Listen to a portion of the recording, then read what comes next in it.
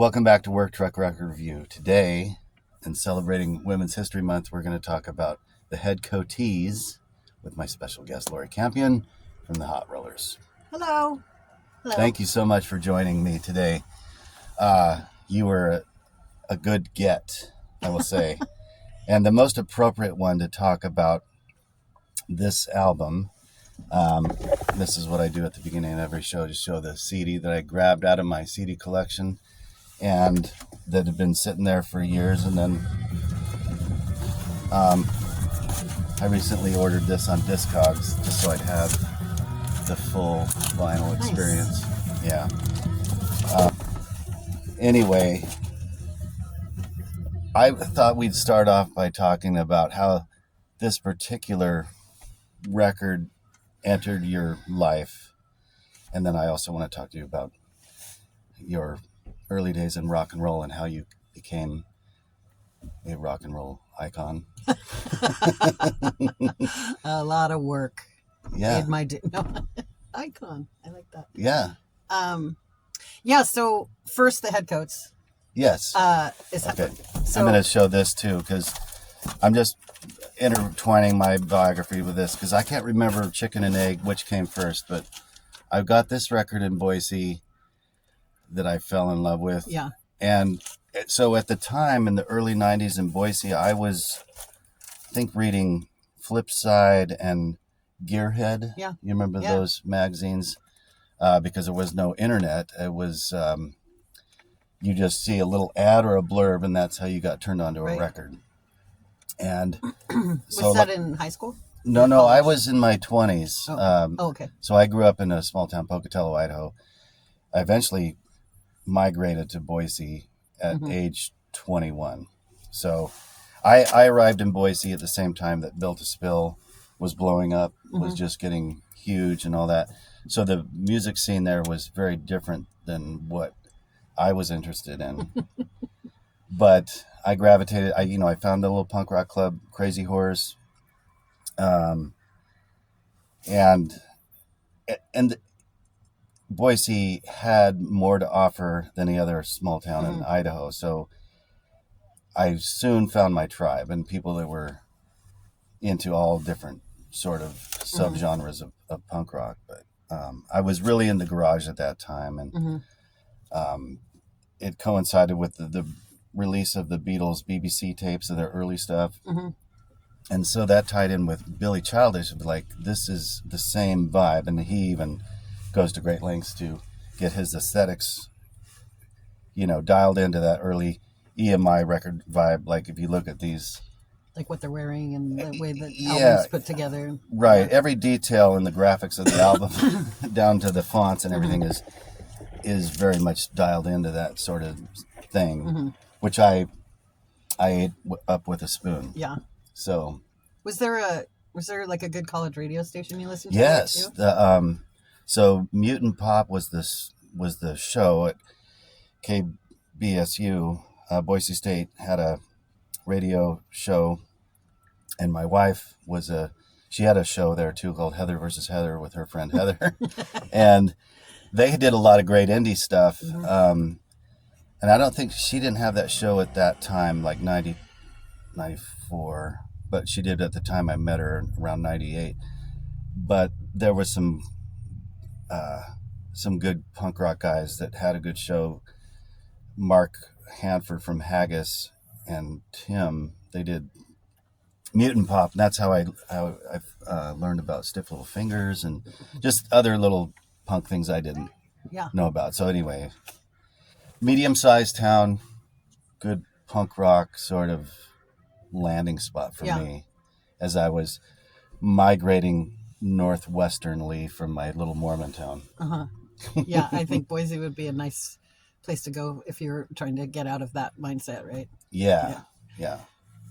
And I've been here in Seattle for now 25 years, so that's where my refugee story sort of ends. Yeah, you're like, I'm not going anywhere. And I don't know where to go now other than Canada. Yeah, I'm working on getting Portuguese citizenship because I just realized that I can get it because my great grandparents are from the Azores. Oh, So I wow. was like, I'm so out of here. Yeah. I mean, maybe now is the good time to jump ship. Yeah. I'm just going to get the groundwork laid. Yeah. I mean, why not? Yeah. Yeah. But we won't talk about that Okay. bullshit Yeah. right So now, right. right? Well, I've already established we're on the same page. We're allied in our. It would be funny if I came in here and I was like, fucking make America great again. What's up? Okay. Well, I'll just. That's what I actually came here to talk about. I got my hat in my bag. Wow. Yeah. Sorry. That would be awkward. Make America awkward again. So anyway, I'm sorry. We got a little off track, but we were talking about like where the girls or Headcoatees landed in your life. I'm Billy Yeah. Childish. I don't know if it was one or the other was the first or Yeah. So I know I was trying to think back. I equate it with a friend of mine, Jeff Earl, because I think he turned me onto the Headcoates. It was the Headcoates first, but I think he's the one. We DJ'd together in college. I was at a Chico State it took me 8 years to graduate from college, but that was in the middle. That's probably one of the hottest places on earth besides It was Hells. when I lived there. Yeah. Because, We were on tour one time and it was yeah. going down I-5 through Chico. We had a show. Oh my God. It was so fucking hot. Like the face of the sun. Yeah. The weekend I moved there was like 116 and I was like, is this the right move? It's so hot. But back then, I mean, now it's hotter. And back then it was only like a week out of the year that it was that blazing hot. But what I loved about that place was you drive through all the farmland, nothing, redneck. And then there's this oasis. And there's the man who started Chico, or the founder, Bidwell, was an arborist, I think. Mm-hmm. And so he planted hundreds of trees, built Bidwell Park. So there's this gorgeous, lush park through the city.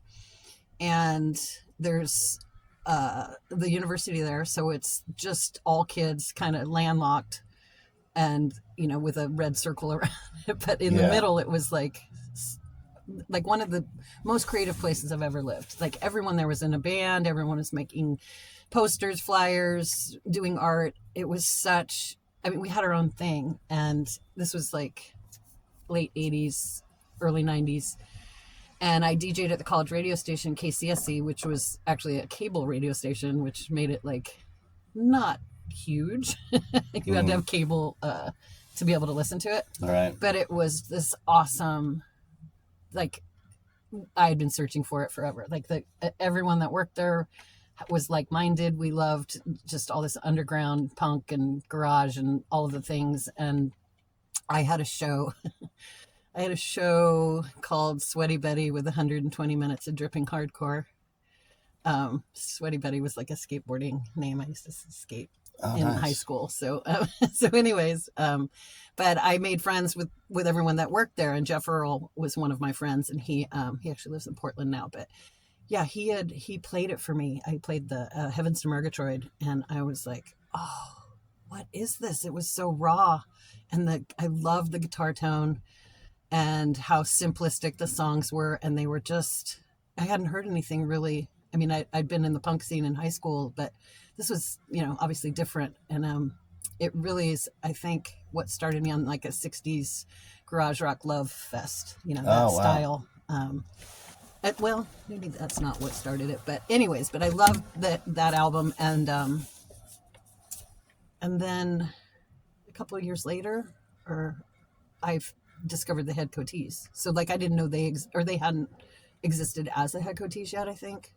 So this introduction to Billy Childish, this first thing was Headcoates, not Milkshakes or Mighty Caesars. It was the Headcoates. I didn't know about any of the other. I lose track of that stuff. shit myself. Yeah, it's incestuous. Yeah. It goes in and out of different, and then there's the female version of almost each band. Right. And yeah, so then I got the Headcoatees album, this one, Girlsville, and I was like, oh my God, I love this so much. And I hadn't, I didn't start playing music. So I'd put on shows in high school and college and was like going to be a promoter and put on punk shows and loved all of that. But I didn't play music yet. And when I was at Chico, I started playing bass because I always loved the jam, and I loved his bass. That's what motivated me to pick up a bass, and also because there was only 4 strings. But Foxton, yeah, God, he's good. Yeah, I mean, and he plays with Stiff Little Fingers now, right? Oh, he does. I didn't know that. He did, I think he still does. That's I mean, they're awesome. still, yeah. But didn't the drummer just died at the jam like last week or something? Right? I go through this thing where I hear the news of someone's death, and I thought, I thought you were already dead. Like, this happens so often. So old. Like, but that's sad. That's very sad. Yeah. And of course, I'm middle-aged. I won't speak for you, but I'm old-aged. Well, I'll be 54 this year, and Nice. Welcome. Yeah, it's just kidding. It's just I've never wrestled with this kind of like anxiety before, but it'll be okay. Maybe that's part of the reason I'm doing this silly show, is to cope with things. Good. You found something. Found something quite quirky. I love the whole idea. Like, you're like, I'm just gonna do it in my truck. Yeah. Well, it's where I have a cassette player and a CD player, so I can. Nice. You have a cassette player. I didn't even notice that. Yeah, I pulled out this mixtape that I made in junior high, and it still plays. It hasn't eaten it yet, so I'm just wondering when that'll happen. But well, you can get some tape maybe. So part of I'll edit this part out, but I try to bring the level of the background album just under conversation level, so it sits in the mix. Okay, so you were DJing in Chico, and you hadn't yet picked up a guitar, so bass was the first thing. And did you just pick up a bass to play in your bedroom, or were you initially? But then, the roundabout way. At Chico, I really connected with the locals more than the people I was in college with. So there's a contingent of older folks that I knew there, and older, like 10 years, 15 years older, 20 years older. And there were these guys, I thought they were so old at the time because I was like 18, 19. And this guy, Danny West, had this band called the Lonesome Cowboys. And they were just like this fun kind of like Elmore James. He played a lot of Elmore James, a lot of early Fleetwood Mac, and then a lot of like kind of country-ish oldies. So blues and country, just a random. He was a one-of-a-kind guy. That's a good recipe. I mean, and a huge alcoholic.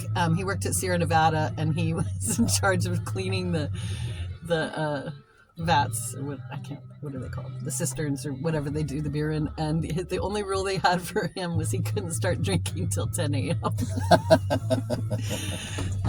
But anyways, so he and I became friends, and he would do this thing on Sunday mornings with he played guitar and sang or would play piano. And then he had a guy play mandolin and another guy play accordion, and he invited me over to come play with them. And I did not know how to play. So he would call out notes for me, like C and like all the changes and stuff. Right. And so I played with these old guys on the porch, and it was so fun. And it was so exactly what you want. Like no judgment. I mean, I was a cute 18-year-old girl, and they were like in their late 30s or 40s. So there was possibly part of it. Yeah. But that makes sense. But then I started playing with him out, and my first show was on a float in the parade, which was hard because it kept stopping and starting. But I played bass with the Lonesome Cowboys on there, and that's kind of how I started playing music. Do they have a generator on the float? Yeah. Wow. It was loud too. I was gonna say, how did that sit in the mix? You know? Yeah. But yeah, like, and then there's just. That wasn't really my style of music, but it was a great way to start playing, and playing it all. And see the structure of rock and roll, basically from country, western, and blues. We weren't good. He has right. just scratchy old guy voice. But yeah, and then I think with these guys, so I had played with him, and then I started playing in a few other bands. It was in a Velvet Underground cover band called The Verves, which was, I didn't know much about the Velvet Underground until I got in that band, and I was like, I'm such an incredible fan now. Like, I love them. So they just took the record label's name and just made it the band exactly, name. Right. Yeah. So that was fun. I played bass, and that was the first time I sang and played, and it was funny because they're like, well, Nico's not the greatest singer, so this is perfect for you. What a clown. What a clown. But yeah, so I was playing in these bands that were other people's bands, and then I don't know how we connected, but I met one or two women that played drums and guitar, and I think they might have had a band already, but we put together a all-female band. It was like I had wanted to do that since hearing the Headcoatees. And then actually, to go back a little bit, when I was in high school, I ran away from home and lived on the streets in Venice Beach. Oh, wow. And in the early 80s? Yeah, in like 83, 84. I was like, 15. Maybe it was 84. So you were like in the movie Suburbia. That movie came out when we were on the streets, and it was a trip because we're like, they got some things right, and then a lot of it's bullshit, right? Right. But and I had this like group of punk friends that we'd go to shows at the Olympic Auditorium in downtown LA, and but this guy that I liked was playing drums with this band, the Scoundrels, and which was Tony Alva's band from skateboarding legend. Okay. Anyways, and he was also in this band called The Forgiven. And I used to go watch them practice in Hollywood, and they were fine. But down the hall, I heard this band practicing, and it was all women. And I was like, oh my God. So I'd go sit by their door and listen to them. And it was the Pandoras. Okay. I don't know if you know who they are. I don't. It's okay. I admit. They're pretty obscure, but so it was this all-female like garage rock band, 60s garage rock band from the 80s, and one of the members was Kim Shattuck. Oh, okay. And she went on to start the Muffs, but the Pandoras were my band. I absolutely loved them. And so between them and the Headcoatees, I was like, I need an all-female band. Right. That's interesting because my 1993 was my year of discovering the Muffs. Mm-hmm. And I think a year later for the Headcoatees, but I was really blown away with that first Muffs record. Yeah. It was so She's such a great good. songwriter. Yeah. Yeah. Just so perfect and such a great. Well, I was recovering from a gunshot wound in that summer. That's another long story, but a kid accidentally shot me in the stomach, and oh my God. Yeah. That's a longer other story, but this summer of 93, when I was recuperating, it was like the Muffs and Fugazi's In on the Kill Taker. Just some weird random albums that I was into that, that's part of what records do, don't they? They put little time stamps on where you're at in a certain place and time. Yeah, but you know what? I feel like those two, maybe, Fugazi and Muffs are, obviously different, but there's a link. Yeah. Like, definitely in the like, I mean, Minor Threat was one of my favorite bands when I was a teenager, and like his angst and screaming and yelling, like defiant lyrics is a lot like Kim Shattuck too. Yeah. And that's what spoke to me, I think, throughout all of my punk rock days. Like, I mean, it was the attitude and it was just speaking to what was, inside me. I was like, yes, fuck yes. That's how I feel. But yeah. So. Yeah, I remember using Ian Mackay's line on one of my roommates. At that time, he was like trying to tell me this long-winded trouble story about his girl that he was heartbroken about, and I was like, I don't want to hear it. I don't want to hear it. And he's like, fuck, you are the fucking asshole, man. But it was like... Then you're like, red! I'm seeing red! We're still friends, 35 years later, but it's... That's hilarious. This is a funny Minor Threat thing. But yeah, Minor Threat is obviously classic, and I couldn't find one of my old Minor Threat CDs, and it was so cool back then because Discord, they just wanted no more than, $5 for a show or $10 for a record and all that sort of great stuff. But all ages, all the shows had to be all ages. Right. Yeah. Yeah, they were great. And then, and 7 Seconds in Reno. So growing up in Lake Tahoe. So they're from Reno. I didn't realize they're from this. Reno. Actually, Troy Mowat, the drummer, was from South Tahoe, and And then their original guitarist, Dan Posniak, lived in South Tahoe and North Tahoe, which is where I'm from. So we were pretty friendly with those guys, but like they were that same like straight edge, positive mentality. And I was not straight edge, but I did appreciate them. And they were all about inclusion, Right. which was awesome at their shows. Like my son goes to punk shows now, and it's so violent, and I'm like still kind of very proud of him.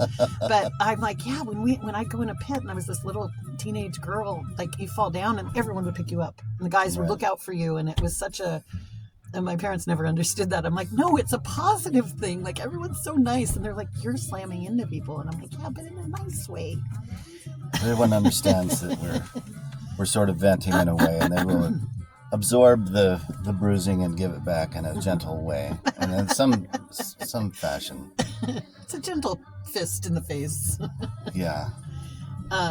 But yeah, so I think back to like starting a female band, I connected with these women that kind of had an ongoing, or they had a existing thing, and their style was not my style, but I did bring in like my love for the garage rock I was listening to. And what were they going for in that? Was it more just an aggressive punk thing, or no, was it? Absolutely not. They were,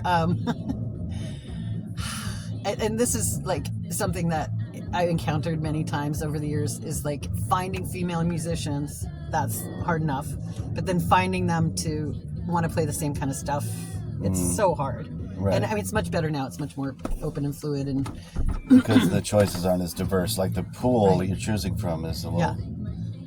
And finding them too. I mean, like now it seems much easier. Everyone's so much more connected. But they were. It's so funny because this was like in early '90s. I didn't know too many lesbians, and I knew one of them was a lesbian. And then they all came out to me one day. They all sat me down, and they're like, all of them were. Yeah. And I had no idea, and it didn't matter. But there was this whole scene that I became part of, and they were so. I loved it. They were so welcoming. We played all queer shows, and it was so different than what my mindset was at the time of what I thought. The gay. Was their vibe Lilith Fair kind of core? No, a little bit of that. Yeah, like oh god, we used to cover that horrible song that. Closer I Am to Find? No, what's going on? Oh, Four Non Blondes so or whatever. Painful. I didn't sing that one, but yeah, I sang and played bass in this band, and then anyways, but their stuff was a little more like Indigo Girls and mainstream, and I just so not my jam. But I did play. I'm trying to think what we did. Oh, we did You Don't Own Me. Oh, I love that song. So yeah, we were I tried to find Gore, things from the 60s and like bring them in. Right. But anyways, yeah, so that's the first female band I was in. I remember, it was a very male thing for me, but swimming against the tide of not at all being in my tribe. My first couple bands in Idaho, it was all metalhead dudes. There was this one band, Ball Peen and the Violent Lobotomies. We settled on that name that someone else came up with, but and I was playing bass too. It was just because I wasn't a shredder on guitar at all. Yeah, if you're playing in a metal band, that's intimidating probably to play guitar. Yeah, so I've just, you can play, you know how to play, but you're not going to be a guitar player. And that I'm like, okay, whatever. I want to be in a band. But I really, for me, metal and shredding was just kind of the way it was from 1983 to 1993, and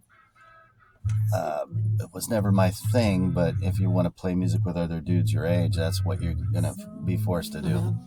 And there were concessions made for a little bit of punk, like Dag Nasty, and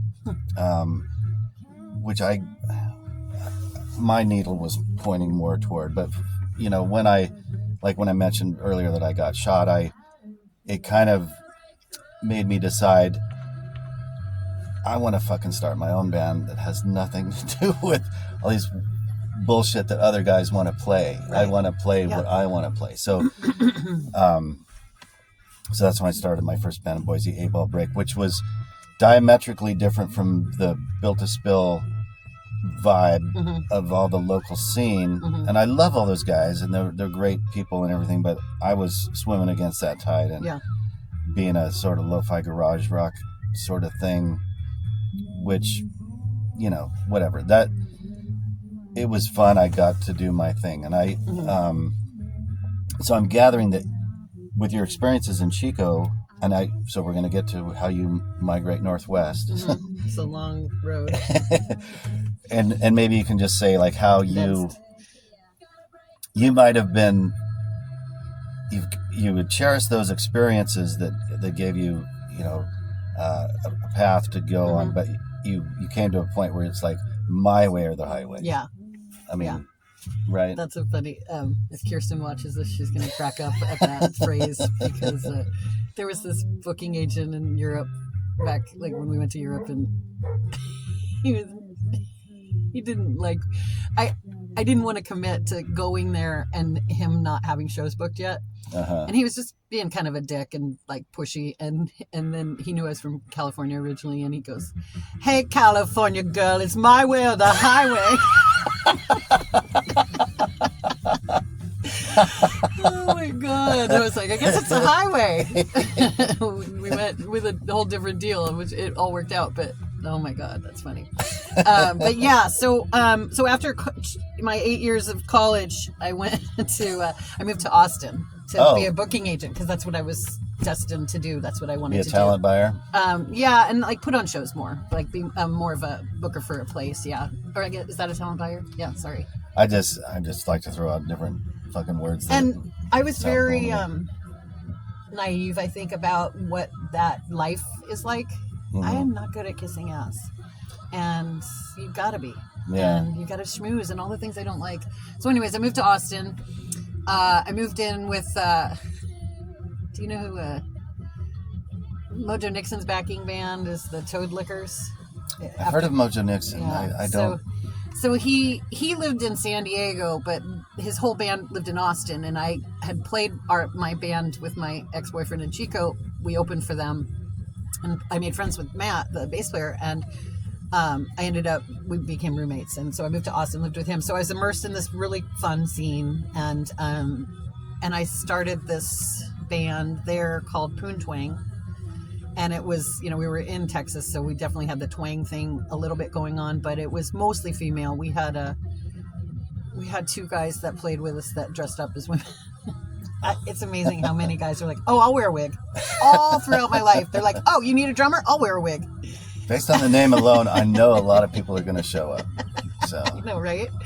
My mom did not love that name. She'd be like, "You know, my friends ask what your band's called, and I have to explain to them what poontang is, and then why it's funny to have a band called Poon Twang." And I'm like, you know, you're doing them a service. They should know what that is. But yeah, I started that band there, and we had like we did some really. Dear. I can just hear the "oh dear." Oh, okay. Yeah, she liked the Hot Rollers a lot better than Poon Twang. But then I had a band called Horchata, and she's like, "Back to that." I see.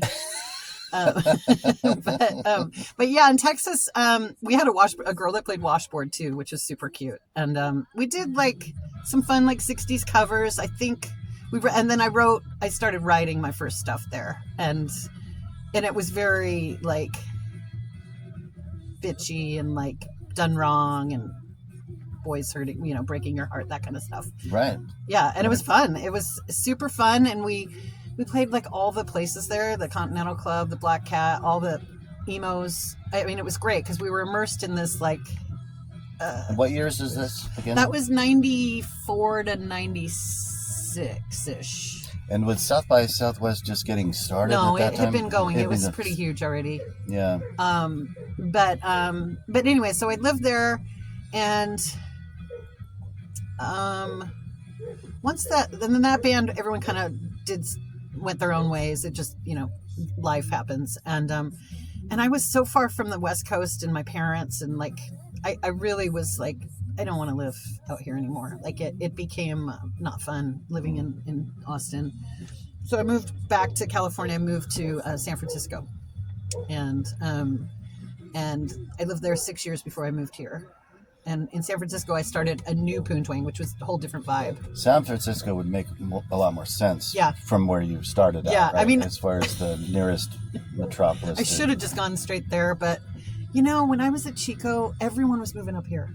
Everyone, because it was grunge, you know. Yeah. And when they graduated, they're like, "Oh, you're moving to Seattle, aren't you?" And I was like, "No, everyone's moving there. I will not move there. I mean, welcome." Yeah, right. But eventually, it happened. But yeah, San Francisco was so fun. That was such a fun scene. That time in the Covered early. Wagon. Did you play Covered Wagon? We played there all the time. Nice. Stinky's Peep Show. I played one show there in 2001, but nice. Seemed like a nice little club. Oh, it was so fun. Yeah. And they had this thing called Stinky's Peep Show on Thursday nights where my friend Tina and these other girls would get up on tables and dance. And it was crazy. It was so fun. And bands would play. And was the Parkside and it was there right when I was moving away, I think. I moved here in 2002. But yes, we played there. We went down and played there on a tour or two from here. But the Parkside was awesome as well. There were so many fun bands in San Francisco, and we'd go play in LA a lot. Did you ever? I'm sorry. Yeah, it's okay. Larry Livermore's album. I'm talking about the label with the high fives and the Mr. T Experience. You can edit. You can records. Oh, Lookout. Yeah. Yeah. So Lookout had the high fives on it, and the Smugglers from Canada, and they just had this really cool. Some of those bands were sort of like '60s retro power pop kind of things, and I was a big fan. Operation Ivy. Yeah, Op Ivy. I love those guys. Yeah. And if you were a skater, I suppose you would love Op Ivy as well, and you probably played the Gilman and. I never did, but it was fun. Oh, very stinky, but fun. I had gone to a lot of shows there too, like in high school and college. I came down. Living in Chico and Tahoe, I'd come down all the time for shows. What is it? An hour and a half drive to Chico? Berkeley or Chico? The Gilman was in Oakland, wasn't it? Or in Berkeley? Oh, Berkeley, yeah. Yeah. That an hour and a half from where? From your hometown. Oh no, Tahoe. So North Tahoe's about a 3.5 hour, 4 hour drive from the Bay Area. Right. And then Chico's about, I think it's like 2 hours, hour and a half, 2 hours. But either way, it was worth it to drive to Gilman for a show. Absolutely. Yeah. Yeah. We went to a lot of shows in like I saw the Breeders play at the Paradise Lounge, and they played a double set because they were practicing because they were just about to go on tour with Smashing Pumpkins. And Kelly hadn't played at all with Kim yet. Oh, wow. And we were so lucky. So it's the first iteration of Breeders with, what's her name? Josephine Wiggs. The Pod came out? Is yeah, that the first that was record? Pod, yeah. I'm not sure what year that was, but we came down for that, and I got to meet her, and I idolized her too. Oh yeah, that's right. She was a big influence on me too. And then L7's the other big one. Oh right. So absolutely love them. Saw them a bunch down there too, and they played Chico once or twice. But yeah. I mean, I was very much influenced by all the usual suspects and the women in rock in that era. Right. Or underground rock kind of. So you don't migrate to Seattle until late 90s or 2002. Oh, 2000. Yeah, so I lived in San Francisco for 6 years. I fell into the internet heyday, got all these crazy jobs and made a lot of money not knowing what I was doing at all. I was in sales, internet in sales. Silicon Valley. I worked for MTV and VH1.com selling ads on the West Coast. It was crazy. Oh, wow. They were like, "Yeah, you seem like you know how to do this." I'm like, "Okay." It was such a weird time. But it was really fun to have that going on and then be playing in bands and hanging out, in the San Francisco scene before it kind of got ruined by all the tech bros. Right. And that's why I moved, was just all the clubs that I loved were getting closed because people were building houses in the industrial areas, kind of like here. Yeah.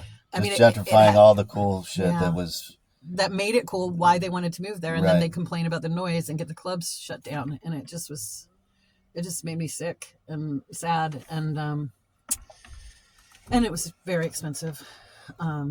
to live there. And so I moved up here in 2002. Did you have a base to land? Did you know people up here? Or? This one would come up. Yeah. So, do you know the band The Spits?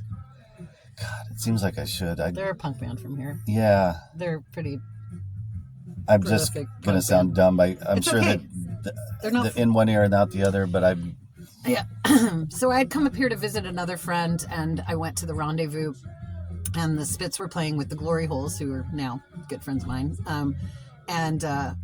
They were amazing. They were this like high energy Ramonesy punk band, and I loved them. I was like, this is one of the best bands I've ever seen. And I love the Glory Holes. I do remember seeing them when I first moved here. Yeah. In 2000. Yeah. At the old Gibson House on 2nd and nice. Shore. I got to go there once or twice before it closed. When I'd come up to visit. But yeah, so I met Sean, the guitarist, and then they were coming down to San Francisco, and he's like, "Hey, will you come see us?" And I was like, "Yeah." And then we ended up drinking a lot of whiskey and having a one-nighter, and then they left, and then he kept coming back and calling me, and we dated long distance for about a year. And then I come up here to visit him, and I was like, there was this vibrant scene, and like he knew everyone, and it was so fun. It was so different from San Francisco, so like, unpretentious and like not so shoegazing, and people would actually dance at shows, and it was cheap to live. That's when that was still the break room. Yeah. Right? Because when you talk about early 2000s, and Heather and I still lived off Broadway, and I was walking distance to the Comet and the break room. Mm-hmm. It seemed like all the cool garage ass bands would play when Audrey was booking the break Audrey, room. yeah. Mm-hmm. And then they moved to Olympia or whatever, her and her boyfriend. But that was a good scene. You know, it was cool. Super fun. And that was obviously cool shows at the Croc back then. And the Sunset was just getting going. And Funhouse was a big one for us too. We played there a lot. And I'd gone there before I moved up here. So you met Brian Foss kind of early on. I did, from Sean. I met a lot of people right off the bat, like Aaron that owns Lucky Liquor. He was one of his friends. Like known, like there's people I know in this scene that I'm like, God, I met them early. But the problem was Sean couldn't pay his bills. He moved in with me. We've got a place in Ballard, and he couldn't pay his bills and partied way too hard, and I had to work, and so we broke up. I broke up with him and broke his heart, but not really. You know, hindsight, I'm like, I didn't break your heart. But everyone, I was like outcast. Oh, man. Because I had this ready-made scene, and everyone was like, you broke Sean's heart. I'm never talking to you again. So that fueled my songwriting really well, actually. Right. That would immediately create a deep well. Yeah, I wrote a bunch of songs and started the Hot Rollers in like 2003-ish, I think. So that's how I got up here. He was the catalyst, so I thank him for that. And but at that time you were playing an instrument, I guess, but you weren't involved in playing music with anybody until that event happened? I played with a couple people, and I honestly, a couple guys from Tacoma, but I couldn't tell you what they're. Nothing serious. Nothing serious. Nothing was sticking yet. And then I put together the Hot Rollers, and in the beginning we couldn't find a female drummer, so we had Chris Crass from the Muffs, and from other Seattle bands. He's like an institution here. He played drums for us initially, and Kirsten had only played upright bass prior to the Hot Rollers, which unbeknownst to me, and she was in the Donuts rockabilly band, and we had met before, but she auditioned to play, and I was like, you're great. And she had told me that she played electric bass, but we'd had an interview a couple years later, and that came out that she's like, I didn't know how to play electric bass. That was the first time I ever played it. And I was like, what? But she was great. So it worked out. But yeah, and then eventually we went through, Chris didn't work out, and we went through a couple guy drummers, and then we found Heidi, who was our drummer on the album, and we toured Europe, and not with the California girl guy, but Oh, my way or the highway. I have seen your movie Roadhouse, and I know how this goes. that's pretty accurate. California girl. He was like, he's Belgian. I think he's Belgian. But yeah, so that's how I got here. Nice. And then we got here into the truck. So yeah, I just lured you in with a bag of candy. That's how I do it. And at that time, you remember the Rotten Apples? Yeah. And God, that Heather girl was a great drummer. Yeah. Man, but she never played drums for you or sat in. No, or we anything? did play together. Why did we play? I'm friends with Heather, but I'm trying to think. I feel like we did some project together, but I don't know what it was. And then Bambi played in early. When I first started the Hot Rollers, I got this big show down in San Jose for this Microsoft convention, like big money. Mm-hmm. And so I assembled a band just for that, and that was Bambi from the Rotten Apples, and Janet's my keyboardist now. Actually, that's the first time I played with her. She played keyboards, and then a couple other. Kimberly. She's. I'm sorry, my phone's ringing. It's Kimberly Hastings? No, Kimberly. Oh my God, can you cut this part out? I can't remember. Oh yeah, I can cut it off. Hold on a sec. I gotta look her up. I feel like such a heel, but she's in the A-frames now.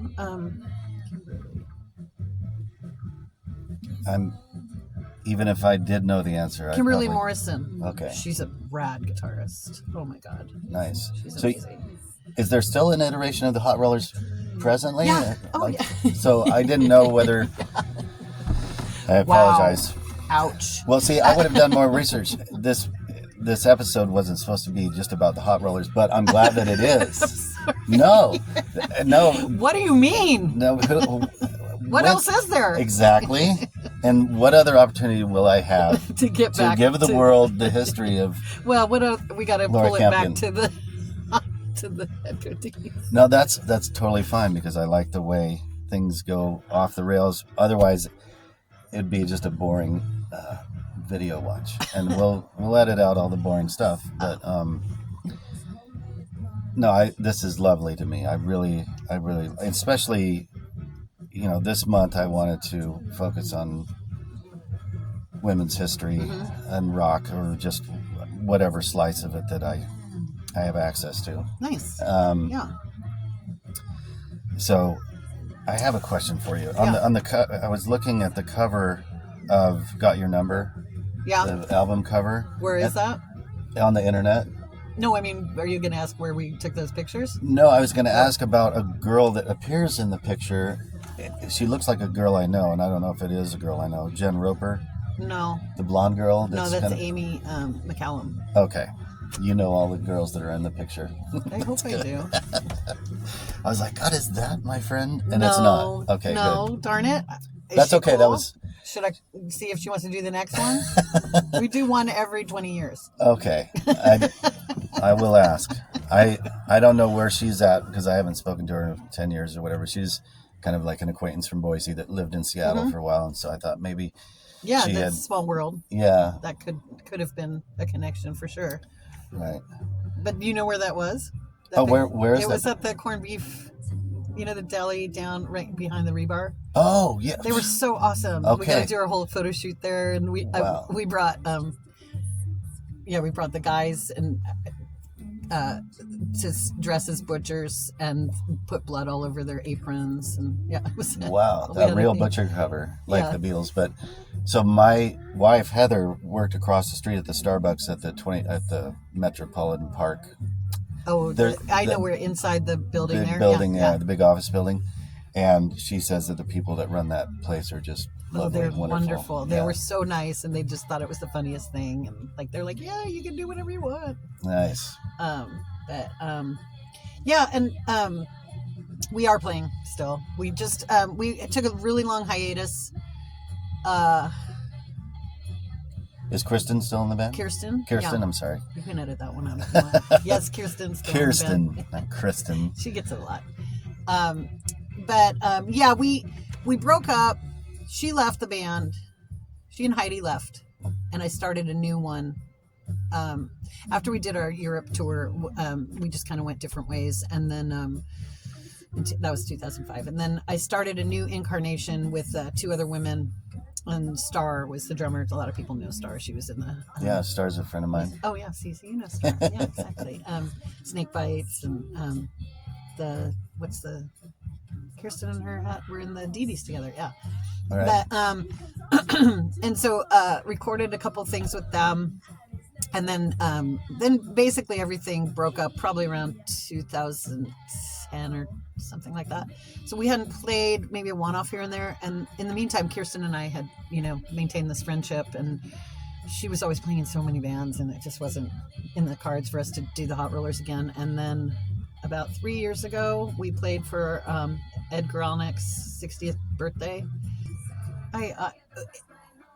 That show that we played was with Jenny Don't and the Spurs, and with the show at Slim's, and we got this keyboardist. We hadn't had keyboards before. We'd always been a 3-piece, and she was so fun. We were like, we should keep doing this. So we started playing again. Nice. And we try to play once a quarter. Right now we're on a break because I'm trying to write new stuff, but which is hard with my life. I don't have a lot of time, but anyways, we started playing again, and we had so much fun. And I wrote the first song in 15 years, and it's been Killer. It's been awesome. It's been. Does her keyboard sound like an old Farfisa or Vox Continental? 100%. Yes, Nice. you couldn't be in the band if it didn't. I would imagine so. Yeah, so Because I have a Nord that has a couple that cool effect, voices, yeah, but it'd be nice to have an actual vintage Continental or something. Yeah, Kirsten has one at her. She has a few keyboards, but and then most recently Janet's been playing with us, and she uses Kirsten's, and then she has one that she brings to shows. But that droney 60s garage sound is, big part of, it has to sound like that if you're playing keyboards with us, Right. because that's the Pandoras. I'll turn you on to the Pandoras. Like, I'll send you some stuff. Cool. That's their sound for sure. But yeah, and we do. So I don't know if this is how you got me on your radar, but like, we do Wild Man. I did have Hot Rollers also covered Wild Man, a song by the Tamarons. Yeah. And I didn't know who the Tamarons are. Yeah, I didn't. When I first got this record, I recognized the Beatles and the Kinks covers.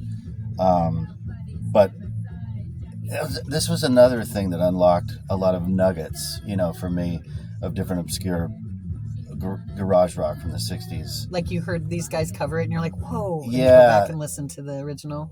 Yeah, the same way that I heard, Minor Threat do the Standells cover. We covered that too. and I didn't know that there was a thing like a 60s version of that song. The Good Guys Don't Wear White. Yeah, Right. the Standells version's just very different from Minor Threat, but like pretty awesome too. Yeah, and you go through life and then you hear it randomly played. Well, before the internet existed, Yeah.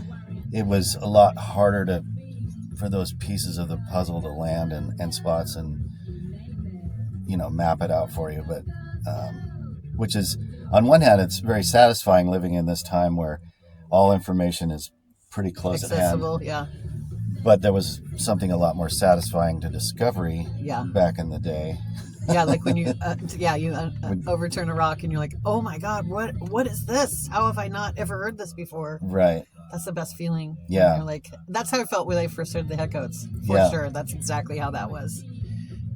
But yeah, like, and so many of their songs are covers too, which I didn't know at the time. Okay, so the other big thing that just floored me about these guys was that none of them played their instruments. Oh, yeah. So when I first saw the album and they're all holding their instruments, and I was like, I love them so much. And like, I was in the same way. It was like finding out there's no Santa Claus. yes, very 'cause much that. I thought, oh, they're so cool. And then it became apparent, like, oh, it sounds just like the Headcoates. It's Lies. and they were just a backup singer band for the Headcoates. And Yeah. but Yeah, that was So- a bummer to have that realization, but then like totally makes sense because they sound exactly yeah, like the Headcoates, just with female vocals. right. It's all the same tone, the same recording style, and all that. So I'll say, here's another thing about Billy Childish that I was headlong into him and really this guy's great because he's Yeah. really in touch with everything that I love about early rock and roll. And then I figured, wait, he's like this Renaissance man, that he's a painter and he's a poet. Yeah, and he's all this oozing fucking with all this shit. creativity. And it might make me seem like a small man, but that kind of turned me off. I was like, you're doing too much shit. Take it down a notch, Billy. Exactly. Like, I thought, I can't, like, now you're getting too big for your boots or something. I don't know. And it's probably a problem with my own ego, or what the fuck did I feel threatened by about that? I see that, though. And it just got too weird for me. Like, I can't like everything you're doing. You're doing too many things. You know what I mean? It's like, what the fuck is going on? Stop it, overachiever. You're supposed to be just this lo-fi fucking garage rock dude. I just wonder what, like, breakfast is like in this house. Can you even eat? Right. Like, well, with your little fucking mustache now. I gotta do this. Oh, the mustache, yeah. Exactly. Now you're some World War I fucking Kaiser dude. What the fuck? You know, if you listen to, I don't know if you have the album Elementary Headcoates. It has it has everyone on it. It's like Buff Medway's, I think Pop Rivets was his first band, and Mighty Caesars. And there's a lot of duds. But there's a ton of shit. It's like 4 albums or something. Right. But yeah, so many of those songs, the picture they paint in my head is from that, like, World War I. I don't know if it's 1 or 2, but like I think it's 1. You know, like, it just feels like he lives in the wrong time, or he's, you know, from that era. Right. And many of just like listening to the lyrics, you're like, this is not this music so much, but like what the picture is he paints with his lyrics. And his poetry is kind of like that too. Not that I'm into poetry that much, but you know. Yeah, and I don't want to sound like Too late. Well, yeah, I know. Just kidding. I am a fucking. You know, hats off to anybody that really loves everything that he does, and I, you know, I'd rather him be a fucking poet and an artist and painter and all that shit rather than a fucking right-wing politician. So hats off to him. I couldn't be on board for the whole ride, you know, like. Right. I hear you. I feel that way about many musicians. Like, I'm like, I was with you. Like, a lot of people might not like this one, but like, I fucking loved the Jam so much in high school. I listened to them. I ate them up. They were so great. And I fucking hate Style Council. I hate them. I can't listen to them. It comes on and I'm like, oh, it's like a jazzy dance party with the Jam. Like, I hate it. So what do you think about the very tail end of the Jam, like Bitterest Pill? It's already headed that way. Okay. Because I like that song. Yeah, I do like that song. I think it's pretty cool, but I can tell like he is starting to get into some orchestral, big sound stuff. And I honestly, I never had any Style Council records, so I don't know what they sound like. But I didn't have any of the records. It's just when I heard them, and people were like, oh, people would like Style Council and not the Jam, and I'm like, I can't talk to you. You're an idiot. Sorry if anyone is a big fan, but I feel like that happens, you know, like we're not all the same person. That's right. Like, you're going to pick and choose the things you like. I'm going to pick and choose different things, and they'll intersect here and there. I will say there's a couple bands that I'm like, everything they do I love. Yeah. But like, definitely I hear what you're saying about him. Like, and it's maybe not even the music. It's you mean just like painting, spoken word, like everything, right? He probably isn't hard to be around, or is hard to be around. And I will say this too. I think he was abused as a child.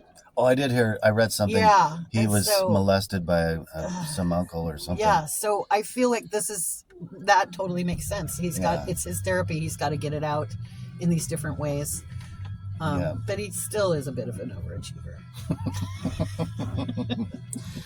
Well, and it's easier for me to say because I'm just a fucking dude that has a day job, you know, and does my own thing. Probably, you know, my own band has been around too long, and maybe some of my shit doesn't sound as good as the early days. But I can't. If you're doing it, you can't think that way. You just have to do it. It's hard. It infiltrates your thoughts, though, when you're writing and stuff, I'm sure. Like, for me, it does. But Yeah. Oh, and back to the Headcoatees. So posers because they didn't play their instruments, but the style for sure. I tried to emulate that for a while. Like I have one of the. I was trying to dig out. I have one of those hats. We wore it when I was in Europe. I wore it on tour. A deer stalker. Yeah, and then okay. So this is a interesting thing, or this is something that I love the Delmonas. I think I like them better than the Headcoatees.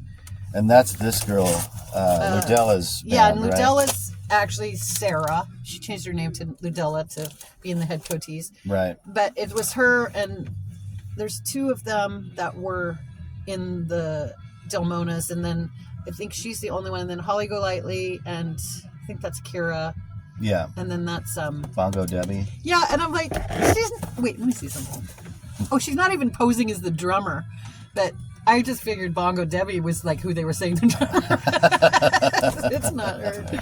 But yeah, so the Delmonas, like the album Dangerous Charms, it's so good. That's more mid-'80s, right? Yeah, but I didn't know that. I discovered it way later, like in late 90s, because I was looking for more stuff from them. And yeah, it was like 84, 85.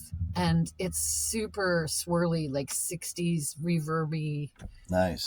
Soulful, but not, I don't love super soul too much. I'm kind of more like in small doses. And then it has some incredible, like, I don't know what the kind of keyboards there are, but it's very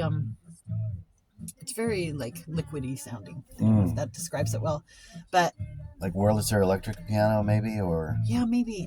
I'm not sure. I'm not a keyboard person, but except for Farfisa. I always know when I hear Farfisa, but they're, and I don't know if they're covers or originals or a mix. I think the originals Billy probably wrote because he was behind them too, and they started out as the backing band for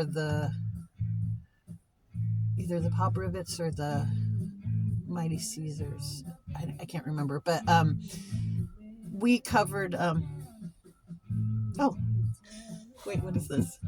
No, this is When the Night Comes. I'm like, we covered this one too. No, but we covered Heard About Him by the Delmonas, and that's the best song. I love it so much. It's so spooky and dark. And then I found out not too long ago, like this past year, that that's a cover too, and I was like, what? It's a 60s song. But I was like, it's funny because it's kind of like the fact that they didn't play their instruments and then like all these songs are covers, and I'm like, no. Yeah. But that's okay. They did a good job. Speaking of the originals by Childish on this album, When the Night Comes, this one, I was surprised. I think it's a cover. I think I found it somewhere. Oh, okay. But maybe not because it has their credit on there, but like I feel like I've heard it. Like it does sound to me like it was better, 60s.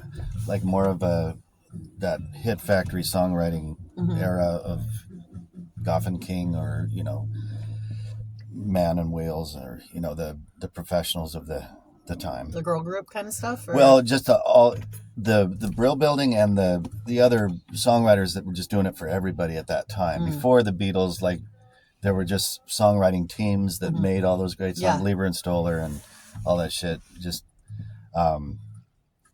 before the Beatles kind of broke the mold of like how songwriting happens. You're saying that you like the Beatles? I'm saying that my whole fucking life revolves around them and I can't escape their gravity. It's like... They're okay. Yeah. I just... the time I was 6 years old, I just... fell in love with them. Yeah, and it hasn't left me, and it's sort of like a weird religion thing. It's like some people are into Jesus and the Bible, and they can spend their whole lives looking at the text and thinking about stuff, and that's what I become with John, Paul, George, and Ringo. And I just, whatever. It's just kind of like everything revolves around that. So you blame your parents? Yes. For turning you on to the Beatles? Right. Right. And I think at that point, they just had the records. They were probably sick of them already, but it's like, well, whatever. Yeah. Weirdo. Go ahead and listen to them. That's okay. My dad would play Arthur Fiedler, march around, and play bagpipes. He didn't play bagpipes, but he'd put on to wake us up sometimes. What a terrible man. Yeah, it's outrage.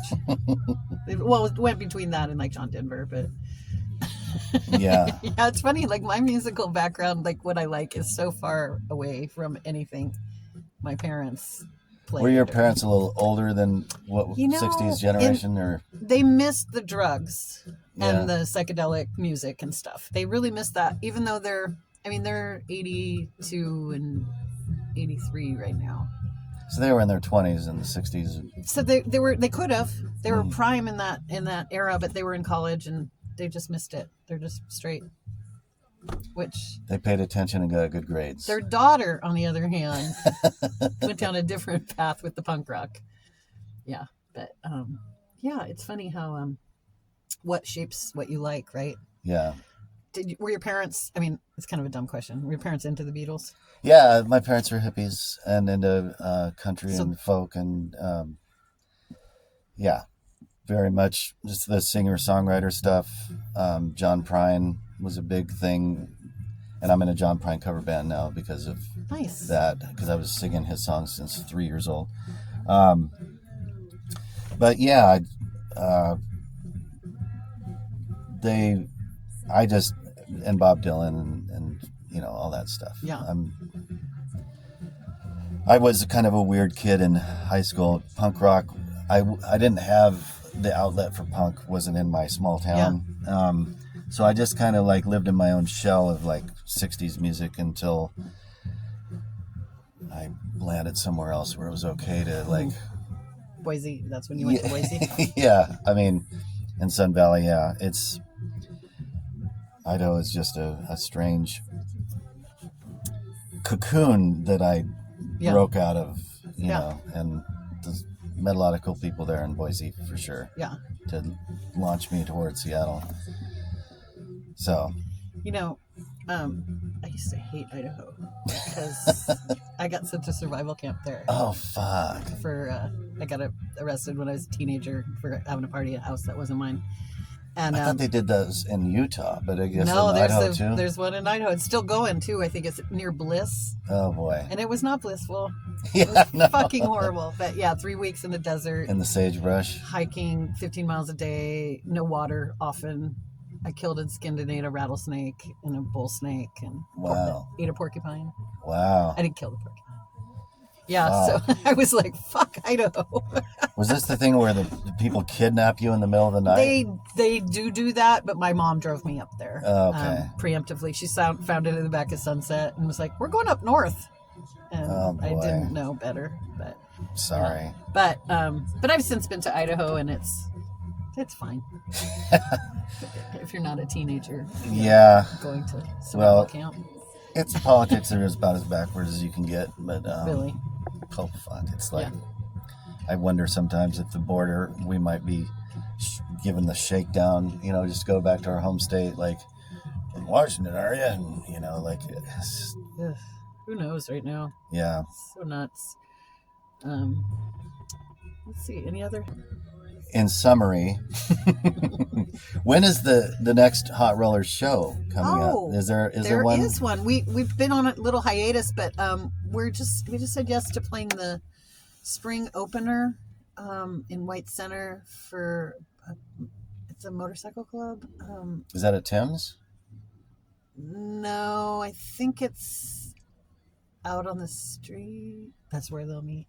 No, Can I look it up really quick? I can put it in a little banner across the thing. That's okay. But yeah, it's like a Sunday day show, and there's a bunch of bands. It's like a big thing. I mean, lots of people. Cool. I know it sounds really fun. So yeah, we'll play like once a quarter. Is what we like to do, because all of us have a lot of other stuff going on. So. Totally makes sense. 4 times a year is and we're perfect. Old, and now all we ever want to do is play early. Yeah, oh my God. I know. That's changed, hasn't it? Yes. You're like, can we open, please? We have a show tonight at Slim's. Oh, you do? Mm-hmm. Are you opening? No, we're playing last. But you can take a disco nap after this? Yes, for sure. Who are you playing with? Thrashed Behind the Eyes. Oh. And a bunch of guys that kind of know other people we know that I've never met. And then the Rallies from Tacoma. Oh, yeah. You've heard of the Rallies? Yeah. Kind of a good power poppy, kind of jangly band. Right. Yeah. Oh, that'll be fun. Yeah. It's just the 3 bands? Mm-hmm. Nice. I like it when shows only have 3 bands, not Oh, 5 yeah. or 6. Right. Yeah. Um, Awesome. okay. So Sorry. I'm trying to think of how I say this. I am so thrilled to have you, Lori. I Oh, thank appreciate you. you so much. Yeah, it was super fun talking to sitting me in the today. truck Yeah. talking about garage rock. Anytime. Yes. Next week, same time. I used some 409 and cleaned it up a little bit. So you were like, thank oh my you. God, did he murder somebody in here recently? Like, No. how was it before? There was just all kinds of grunge and smodge everywhere, and there still sort of is. But I thought, fuck, if somebody's going to be sitting over there. Act. What do you do? I'm a landscape irrigation contractor. So I dig ditches and put in pipes and make sprinklers happen. This part's not interesting. You can stop the tape. What is there to set my laughter, my cackling, and every time? Anyway, it's been so great to have you, Lori. Super fun. In my truck and celebrating the music of Billy Childers and the Headcoatees and hearing your story. And it's wonderful. Happy. Thanks for having me. This was very fun and a departure from my typical Saturday. Awesome. I usually do it in the car. Yay. So last month I said I was celebrating Black History Month with some of my favorite Black artists. Well, we still have a Black History Month, and hopefully we still have a Women's History Month. Who knows if America will get rid of these things Who knows? This new fascism. But my analogy for it all is that we haven't hit rock bottom yet. It's like we're an alcoholic that just needs to really hit bottom. Yeah. And that sucks because hitting bottom's going to be brutal. But we're close, I think. Yeah. We're definitely have a toddler in chief. Ugh. Okay, we weren't going to talk about that. Thank you very much, and goodbye from the work truck. See you next time. Yeah, it's as good as it gets, probably. Okay. Can you tilt it down more? My undercarriage. No, I'm just kidding. No, I understand. Let's try some. Let's see what happens. I know. I was like, I have to do so much research. I don't know any of this shit. I just listen to them forever. No, that's okay, because what it's about is just having a conversation go somewhere. Do I need my seatbelt? No, you shouldn't. I hope we're going 0 miles an hour. We're getting off to a great start. Nowhere fast. I wonder if, and I hope the work truck isn't too smelly for you. It's just man stuff. Suburban stuff. I'm prepped for anything. This fucking thing.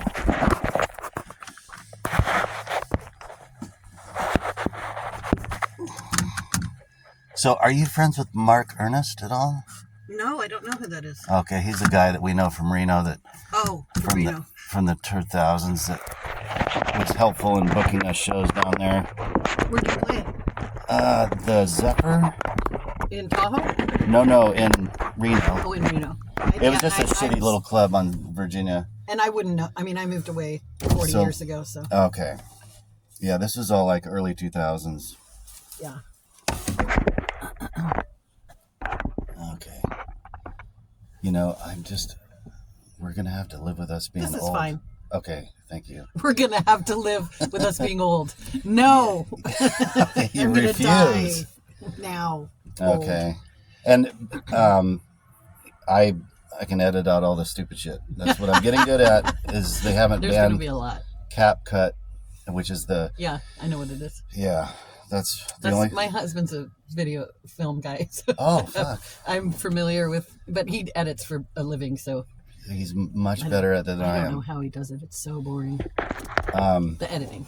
Yes. Okay, so I'm going to come out with the intro here. Okay. Welcome back to Work Truck Record Review. Today, in celebrating Women's History Month, we're going to talk about the Headcoatees with my special guest, Lori Campion from the Hot Rollers. Hello.